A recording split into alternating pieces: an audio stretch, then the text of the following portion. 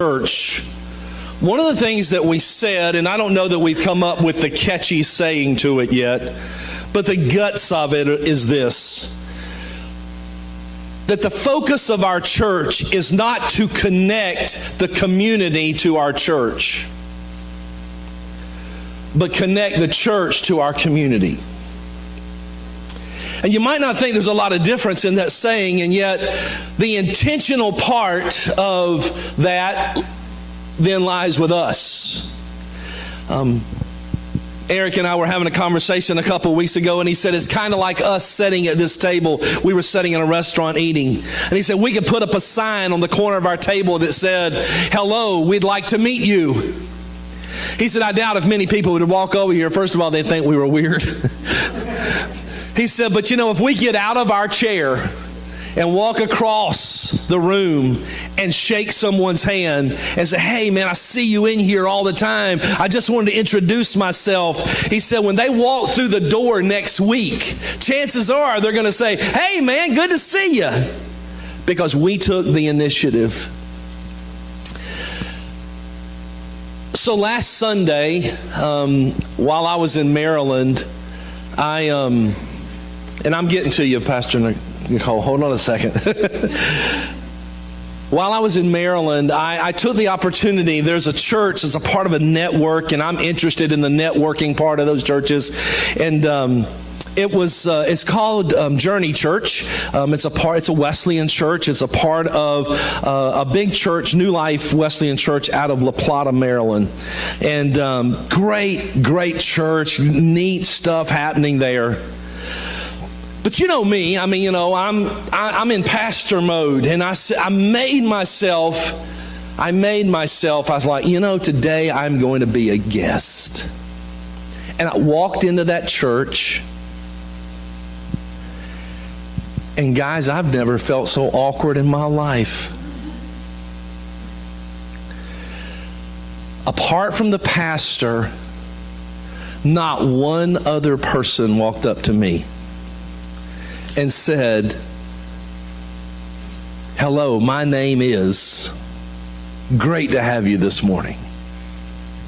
In fact, when I walked in the door, the person who was doing the greeting left and went and got the pastor because there was a new person there that they didn't know.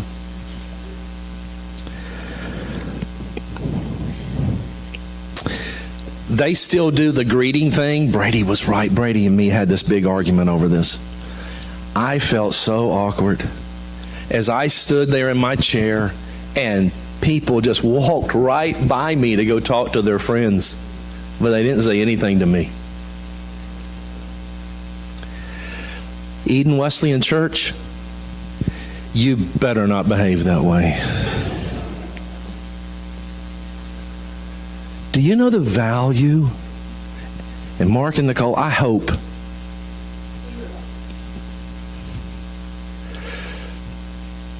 just to walk up to someone and say, good morning. My name is. Good to have you.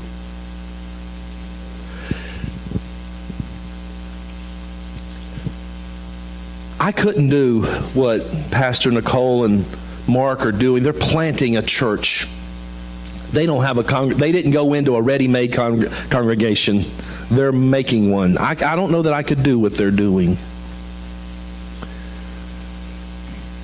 They get this concept of who is my neighbor and how do I respond to my neighbor. They get this big time. Because if they don't do this, they don't have a congregation. And so this morning, we didn't actually plan it this way. When Pastor Nicole came to me and said, hey, I'd love to come and share at Eden. And we sat down and we looked for a date and we said, okay, we just randomly said, I think this date right here might be the best shot. And so, but it fits perfectly into what we're doing and where we are. And I am so excited. I'll let her tell her story. I met I'm not sure where the first time was that we met, but many of you actually went down and helped out when the Providence Wesleyan Church started in Moncks Corner. Well, actually in Somerville, I guess would be the more appropriate town. Many of you, along with we took work trips down. We tore the old garage down and took the garage doors out, and it's a beautiful church now. And Pastor Nicole and Mark are coming out of that church already and planting another church. In fact, I guess it's fair to say that you guys will be the first church plant out of that church. No, the third? Okay. Excuse me. I'm way down on times. I'll let her tell the story. She obviously knows it better than I do. But Pastor Nicole, come and share with us your heart today. It's an honor to have you. Can we make her feel welcome this morning?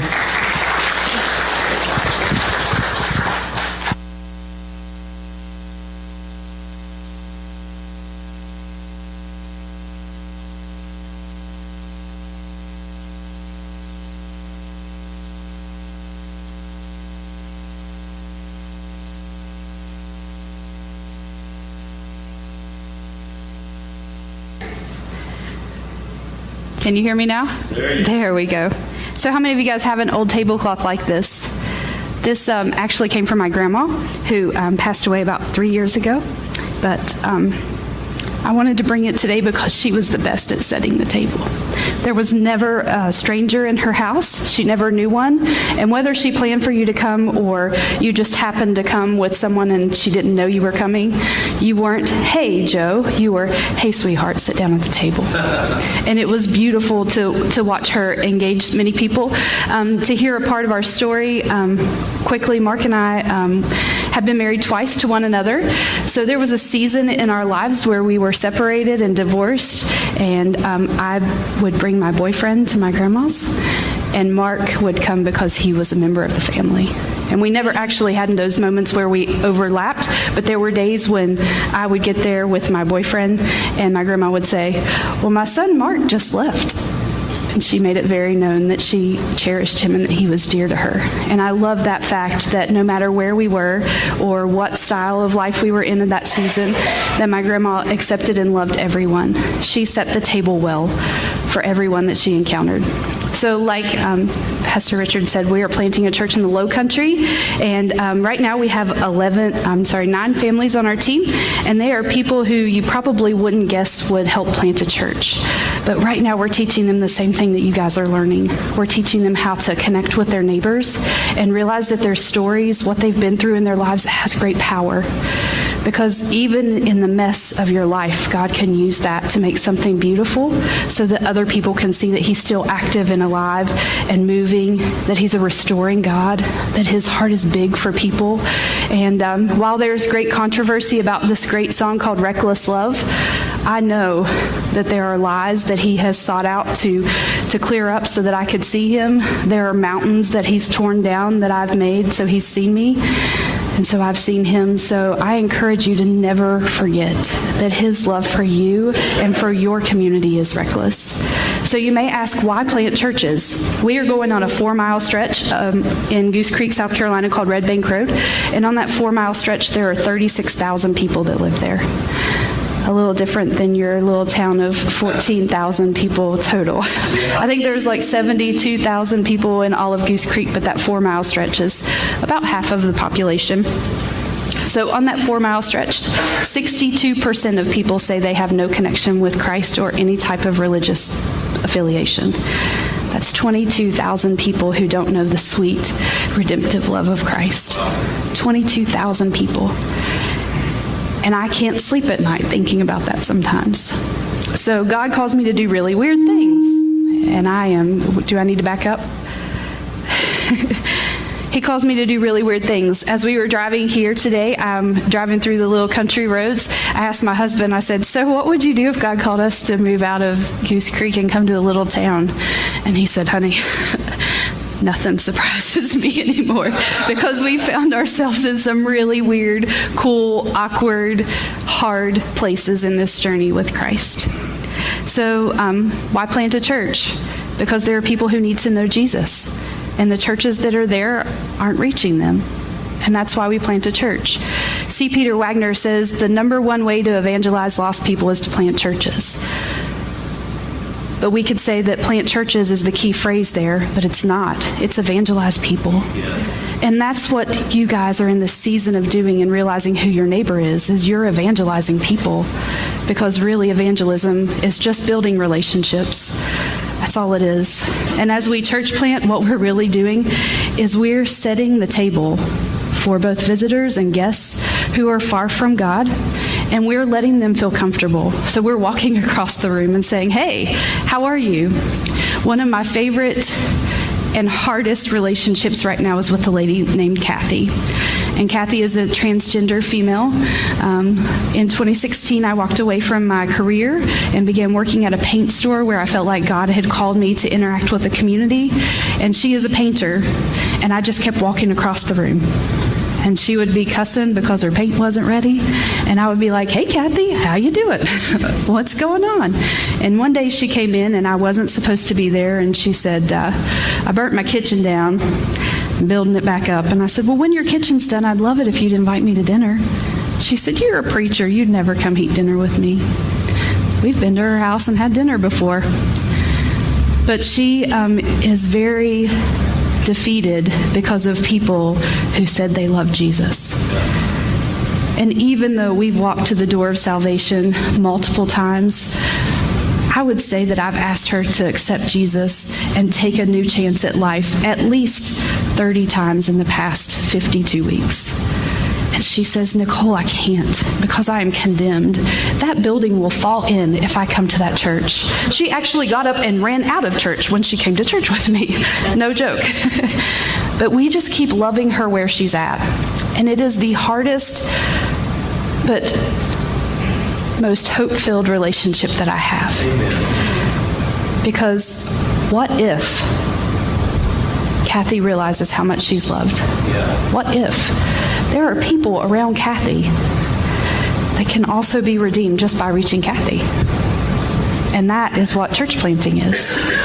So our family didn't come out of a church. If you want to move on to the next slide, we moved to South Carolina 6 years ago. 6 years ago to have a career. I worked in orthotics and prosthetics, and I loved my job, and it was a moment of ministry. I got to help people walk and do cool things. I got to see people carry bags that had never carried a bag before because they lost their arm. And to put an artificial arm on and let them carry a Walmart bag out, it was like you had just given them the gift of life. So there were many opportunities where I thought I was doing what God had called me to.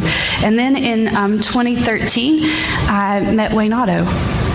And God began to work in my heart, and Wayne began to point out things he saw in me where he saw that God was using me. And I started ministry, and I started going to Oklahoma Wesleyan and taking classes. And I started just watching God develop my gifts as someone looked at me and poured into me. So while this isn't my dream, this is God's dream. And if we really love Jesus, we chase after his dream. So a few weeks ago, this will tell you how crazy God is in my life. The first weekend in February, actually, I was driving up and down Red Bank Road just praying, okay, God, we need a building. We need some connections. We need to reach our community. Show me where to go. So I passed this little building, and it's really a sight for sore eyes. It's a little building that says coffee on the front, like literally just written on the building, coffee. And I was like, okay. So I walked in and I said, hey, we'd like to partner with you. We're planting a church and we want to reach the community. And we were wondering if we could partner with you. And because we launch on September 16th, we would love to make the 16th a beautiful day on Red Bank Road. So every month on the 16th, they're like, I don't know what it is, but I just got free coffee and there's a party over here. I don't know what God's going to do, but there's big things in the works. So I walk in, and the guy is a Hell's Angel biker that owns the place. And he was the scariest man I've ever seen in my entire life. And he made sure that he knew that he was terrifying me. And he said, number one, you can't plant a church, you're not a tree. And I said, well, our church is called the Oaks. And then he said, why would you give your money away? A church will never give their money away. And I said, it's not about money, it's about people. And so he sent me to his wife, had his wife check me out. So she connected with another biker who visited our website. Make sure you have a good website. It can create community connections. He visited our website. She called and said, okay, but here's the deal. You got to pay us up front. I said, okay. So the first month, we budgeted $450 for coffee, which was 150 cups, which is what their normal average was. And we served 370 cups of coffee with invites to our church on the top. Every person who got a cup of coffee there got an invite. And when the rest of the $450 bill came, which was $800, God provided enough to pay that bill. And that showed our integrity and our character with this man who didn't have any affiliation or any desire to know God. If you look on both of their Facebook pages, he and his wife, they both say atheist. It is my vision and my dream that God would use us to change that from atheist to child of God. That is why we're planting a church on Red Bank Road. We just had the 16th 2 days ago. We served 174 cups of coffee, and it was cool, like, to watch people come in. They invited me to be there. Like, oh, you're going to be here while the coffee's going on? I was like, yeah. So they were like, this lady over here about your coffee. I didn't want any attention, but it was cool to, like, watch how we were getting some connection there. So now we have partnered with the Sons of God Bikers Club, which we met through the Hells Angels Biker Club, and we get to do outreach with the Biker Club. How does that happen? And I drive a Fiat. And when I was talking to the president of the Sons of God, his name is Freak, and I said, yeah, that's his name. He said, before I met Jesus, my belly just said freak, and now there's a picture of Jesus over top of freak, so I'm a Jesus. You just can't make this stuff up, people, I promise. So he said, well, you can't really drive that behind the bikes. I said, will you just give me the address, we'll meet you there. He said, okay. So that happened. He invited us to do outreach. The next week, while I was there, I really think they have bodyguards there. Really cool stuff, like scary. So we go in, and this other guy who's there, his name is Bill, and he was like, I've been watching you. And I said, Bill, do you think I could have a hug today? And he said, yes, I even took a shower. So just funny conversations. And that was right after our first coffee day. Like I said, Friday, they invited me to be there. And Friday, somebody tried to give us money for coffee. And I was like, we don't want your money. Put it in the tip jar. Bless these girls who are working hard. And they're working hard. And they're just loving us being there. And anyway, I said, there's a card there. Why don't you pass those out too? These little cards for our church on the table back there. And if they want to give to the church or they'd like more information, they can go to our website. So Bill got up and moseyed over and grabbed a card, and I watched him put it in his wallet. And we went on with a conversation about who knows what. They're colorful conversations. But when he left, he stood up, and I was still working. And he said, Nicole, you going to be here on Monday? I said, yes, sir, I'll be here Monday. And he smiled, and he opened up his wallet, and he pulled out the card. And he said, I'm going to be there on opening day. What you're doing is really great. He put his card back in his wallet, and he left. And that is going across the room and making connections with people that may be very terrifying, but that's what God is calling each one of us to. So it has little to do with planting a church, but we're doing that and we're excited, and much to do about realizing evangelism is simply making relationships. So I want to talk about Jesus. See why we're planting a church. And the reality of our life is we love people, right? We're all like, oh, I love you. I'm a hug queen. But when we see a really messy person, we quickly want to escape, right? You see somebody from your past at Walmart or Publix in my area, and you quickly go to the frozen food section so that they can move on by and you don't have to say hi. Or you see somebody and you're really unsure of whether you want to deal with that today. I don't have time to answer that phone call. So we really love people, but we really hate messy people, if we were being honest with ourselves. And that's our humanness. We really hate messy, dirty people. But Jesus loved dirty people. and he chased them down. So today we're going to talk about Matthew. Matthew's a really cool guy. Can you go back just one slide? So we're in Matthew chapter 9, and as we find the story, it says, as Jesus was walking along, he saw a man named Matthew sitting at his tax collector's booth. He said, "Follow me and be my disciple." So Matthew got up and he followed him. Sounds pretty simple, right? Hey, you're sitting at a table, get up and follow me. But who was Matthew? Well, Matthew, his original name was Levi, which means that he was connected to the tribe that created the priests for the synagogue. He was created to be holy. And if he's sitting at a tax collector's booth, that means that he failed. That means that he wasn't where he planned to be and wasn't where his parents planned for him to be. And because those tax collectors were considered scum, as you see in Matthew 9, verse 11, it says that the Pharisees, as they looked in, they saw Jesus eating with Matthew and his friends, and they said, "Why does your leader eat with these scum?"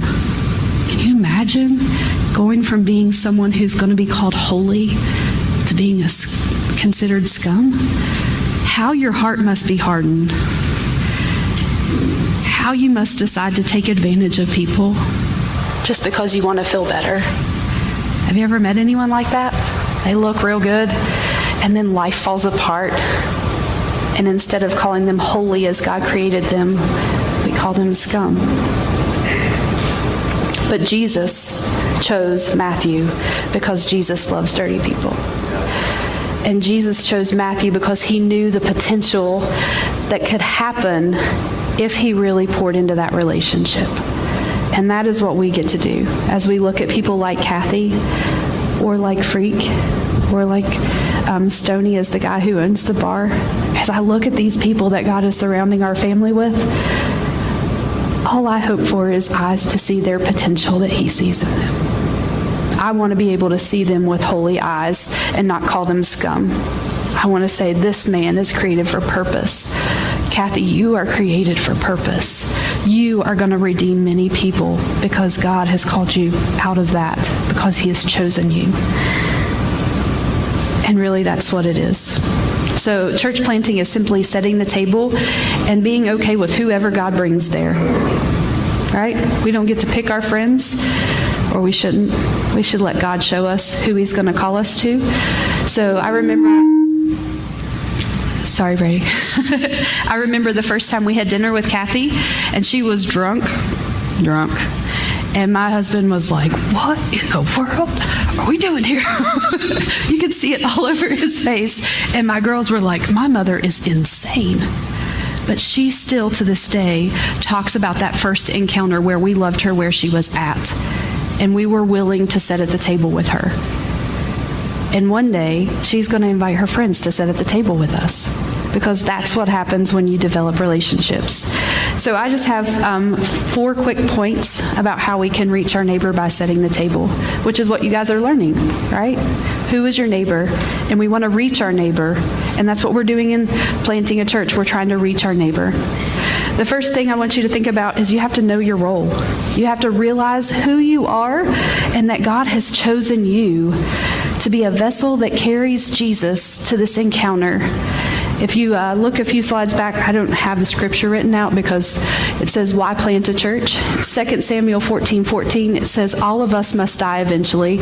Our lives are like water spilled on the ground, which cannot be gathered up again. But God does not just sweep life away. Instead, he devises ways to bring us back when we have been separated from him. Do you realize that you are a way that God has created so someone else can find and follow Jesus?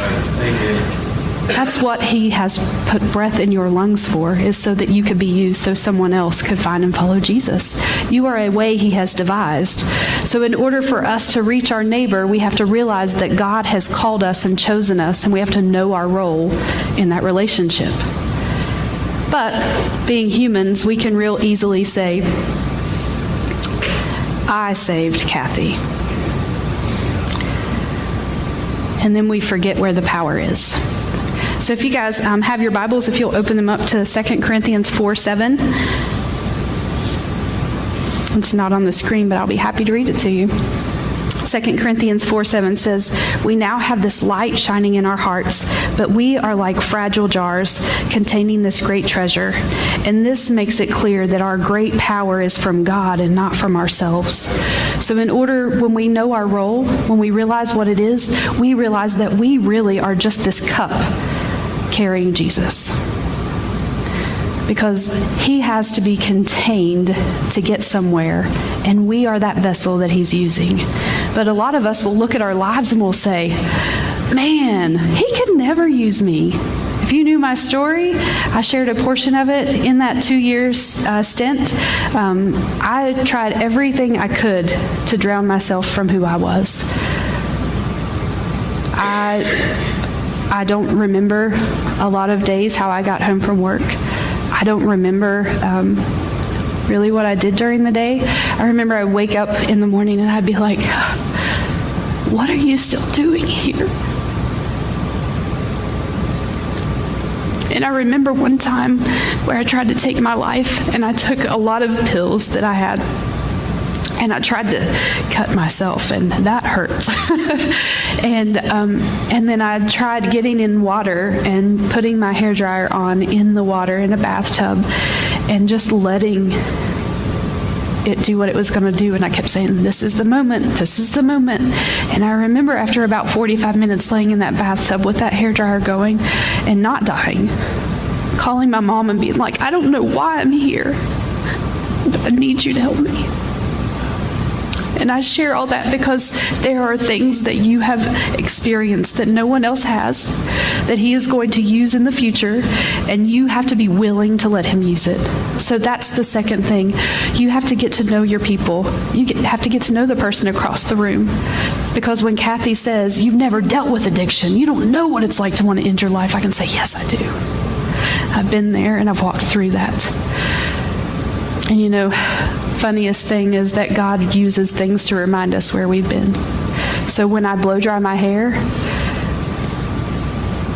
I still use that hair dryer that was in the bathtub 14 years ago when I tried to take my life. They don't last that long, really, but I think God made this extra powerful just so I could continue to see his hand in my life and how he had saved me from where I was to where he was calling me to be. So as you read over 2 Corinthians 4:7, I encourage you to think about the things that you would say, God can never use this. He can never use a woman who's been divorced, who was an addict, who tried to kill herself, who has way too much on her plate, and who gets in messes by opening her mouth. He could never use any of that, but he uses me every day. And he wants to use you where you're at every day. And you may not be crazy like me, but he still wants to use you in your meekness and in your humility as you see him moving in your midst. You know, Revelations 12:11 says that we overcome by the blood of the Lamb and the word of our testimony, keeping the blood of Christ over us and realizing what he's doing by keeping his testimony on our lips, by praising him for everything. That's how we overcome, and that's how we help other people overcome. So we're like, hey, I've been here. I am not there anymore because God set me free. God took me out of that, and that is how you help other people see what's going on. The third way that we can reach our neighbor is to be real. So like I just shared a bit of my testimony, I can forget that. And we can forget where we've been, right? And then we're holy. We sit at the table and we're like, I pray 7 times a day and I read my Bible, and you just need to move on and let God do his thing. And we really look holy. And what God is calling us to be is transformed and transparent. And when we sit at the table and we see a really dirty, messy person, and they say the same thing over and over and over and over again, it's easy to say, I've given you enough time. You should have made a decision. I'm done sitting at the table with you because it's not working. But oh, the grace that I have received as he has chased me down, and I've said the same thing over and over again, and he still loves me. So we have to be real. That's what Jesus called us to be, was real. I think that he showed us by going in and taking time to pray, by sleeping when there was a storm, many of these things. We could say, oh, we saw that he was comfortable and he didn't have to worry. But really, he showed us how to take a step back and be real. Like, dude, I'm tired. I need to sleep. I'm tired. I need to go pray. So if we want to reach our neighbors, we have to be real. We have to be connectable. We can't go to the table and say, this is what I do, and it doesn't mesh with your life. Instead, we have to say, what do we have in common? I don't have anything in common with Stoney. I don't have anything in common with Stoney, except that the breath that's in my lungs is the same breath that's in his lungs. And if God gave me life and gave him life, then he has a purpose there. And I can find a commonality with him. And now I watch this guy come out of the stockroom when I come in and order my coffee 5 days a week. And he say, oh, I thought I heard your voice. Instead of being like, you can't do this. I don't want any part of it.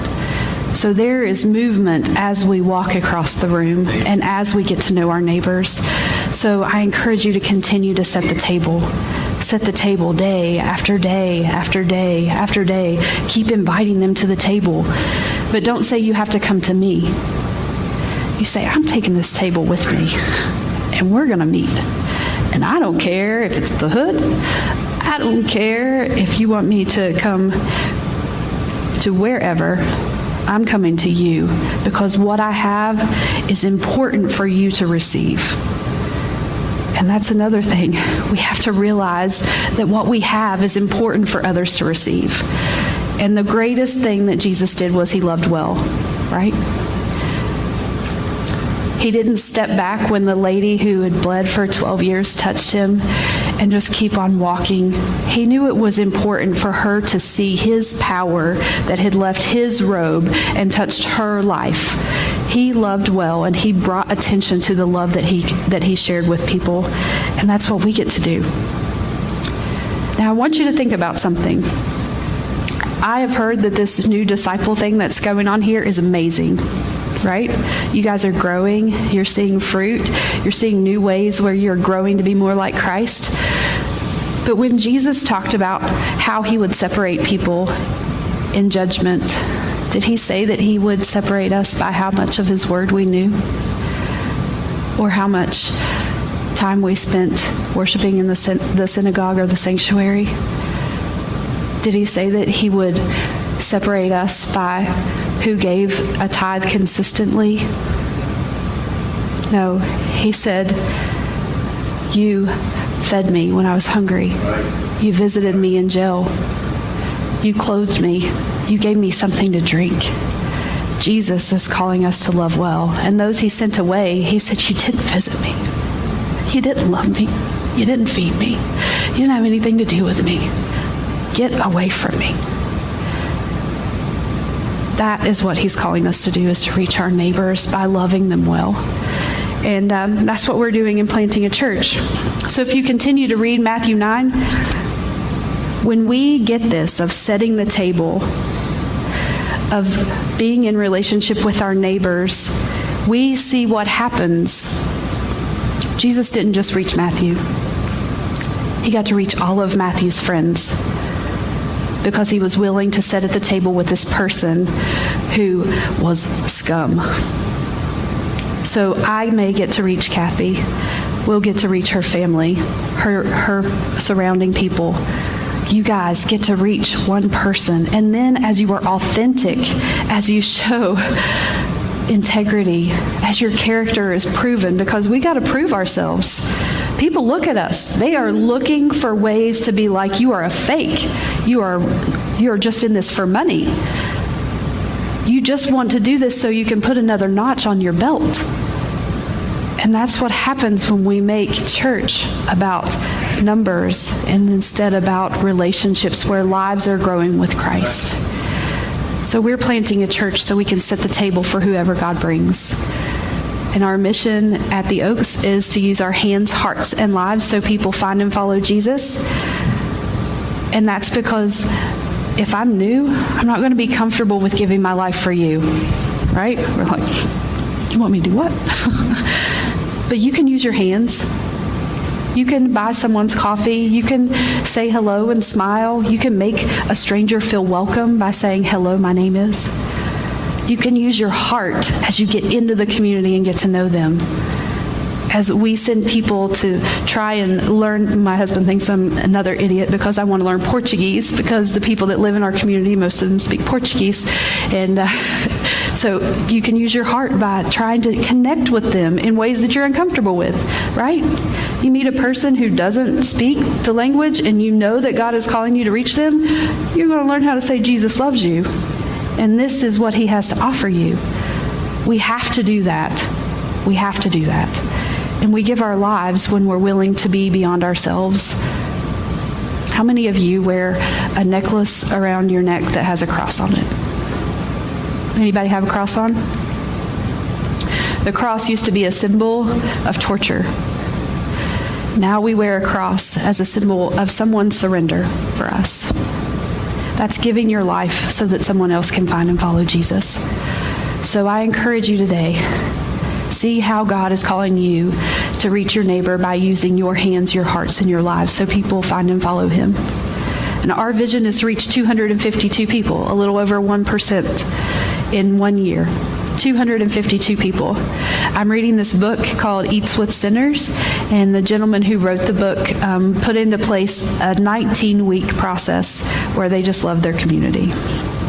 Every week, they brought people in. And one thing I need you guys to grasp is every week he didn't beat in their head that they were sinners, even though the whole campaign was called Eating with Sinners. He didn't beat over their head that they needed Jesus. He just loved them, and he taught his community how to love people. On week 16, at the end of the day, he shared the gospel and the hope of Christ. Week 16, anything beyond a 5-week series is torture for a pastor, just so you know. So 16 weeks of just consistently loving. And on week 16, he offered the gospel. There were 150 people there on week 16. 52 people gave their lives to Christ because he built relationships and he loved them well, and he used this opportunity to just really be about evangelism without being holier than thou. How cool is that? In 6 years, they've grown from 350 people to over 1,000 people in regular attendance. But not just growth that way. They are seeing, I think he said 600 and something people had given their lives to Christ in 6 years. That is what I want. That is what I want. He is not reaching people to fill his church. He is reaching people so they find Jesus. And that is why we're planting a church. So in closing, the last thing that I want to share is 4 things we believe. The Oaks is a different church probably than what most people will ever encounter, and that's okay. We believe people matter. No matter where you're at on the journey, we believe you matter. We believe God has purpose for you if you have breath in your lungs. We believe Jesus changes everything, because I've seen him change my life, and I've seen him change people in my team's life. I've seen him moving already in our community just by building coffee relationships. We believe that prayer works. So we are calling people to pray with us. And lastly, we believe that community grows life. We are all about community. Our tagline says, where community happens, life grows. And we are going to be all about community. And they will also get the talk of, hi, my name is, and that integration is not a choice. It is required priority if we want to grow a community. We have to integrate with people and be about what God is about. So we would love if you would help us. So we are asking people to sponsor souls, $10 a month for 17 months, and that God would give you a name. So we're asking that you pray about it. So we have a lady who is sponsoring a soul, and when I asked her to pray about a name, she said, God already gave me one the minute I said yes. And the person that she's praying for is April. And the reason I ask for you to find a name is because God works on the name business. He knows you by name. And when people pray for you by name, mountains move. Intercession works. So I believe that as Christina prays for April, that when we launch and when lives start being redeemed at the Oaks, that we can say, April received Christ this week.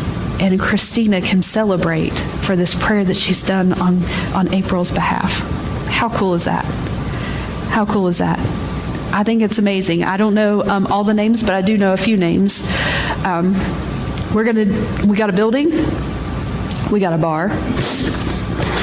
Because that's how we roll. So we got a bar with a stripper pole and all.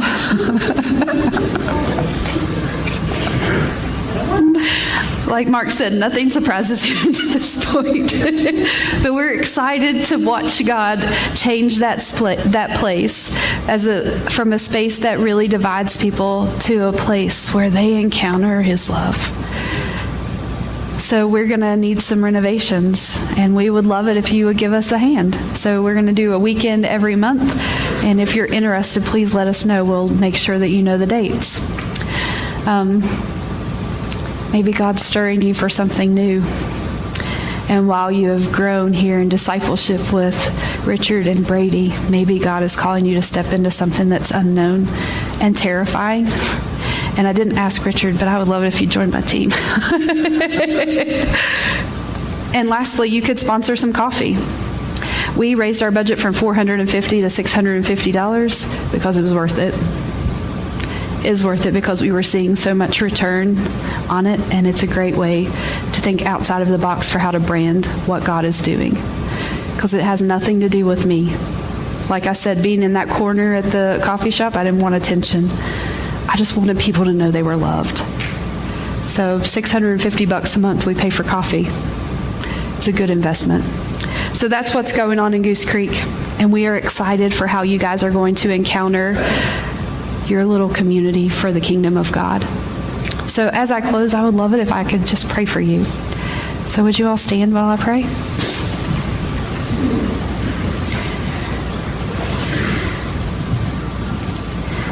Lord, I love the way that you knit our hearts together and the way that you interweave stories that we don't even realize until it's time for you to get great glory. So, Lord, I thank you that Richard and Brady and the team here at Eden are working towards figuring out who their neighbors are so that their neighbors can find and follow you. And Lord, I just pray an anointing over this mission to reach Chesney and the surrounding communities. Lord, I pray that you would pour out your presence and that people would take ownership for what you've done in their hearts, and they would chase after these people in their communities who are far from you.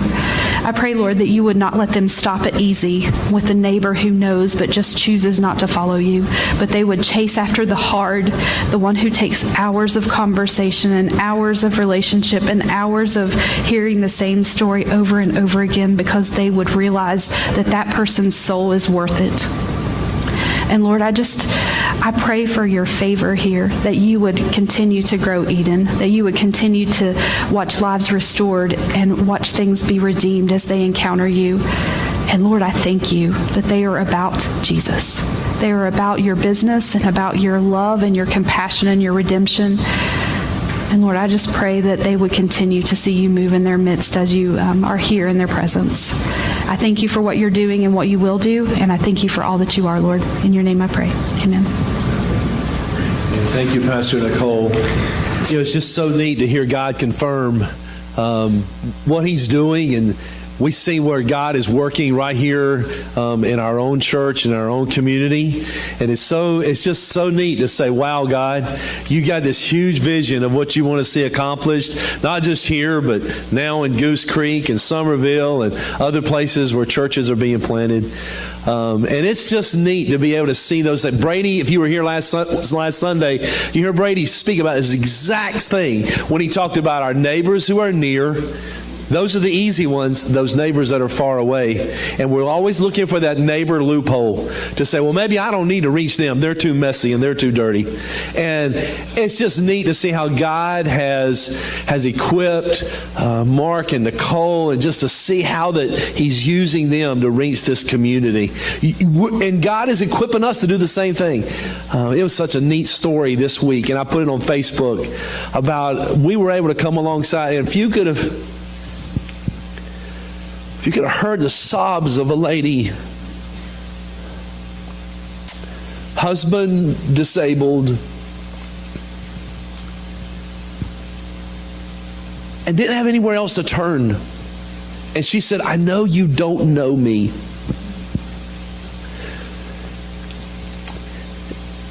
And I got off the phone with her. I prayed about it. I called her back. We were able to come alongside them and help them. I've had about 4 conversations with that lady since that day. Those conversations are completely different, because now I have a friend. We have a friend. Because she said, I can't believe there are churches who still really do what they're supposed to do. God, help us to be that kind of a church here, everywhere. Guys, thank you for being here this morning. Pastor Mark and Nicole, you guys want to be back at the table possibly. And I know there's material on the table. If you have questions for them, if you'd like to connect with them in any way, they'll be back there to greet you. Make sure you make them feel welcome today. But it is great to have you this morning. We love you. It's an honor to worship with you today. Make sure you put your connection card, your tithes and offerings in the basket as you leave. We appreciate you, and just thank you for being here this morning. You're dismissed.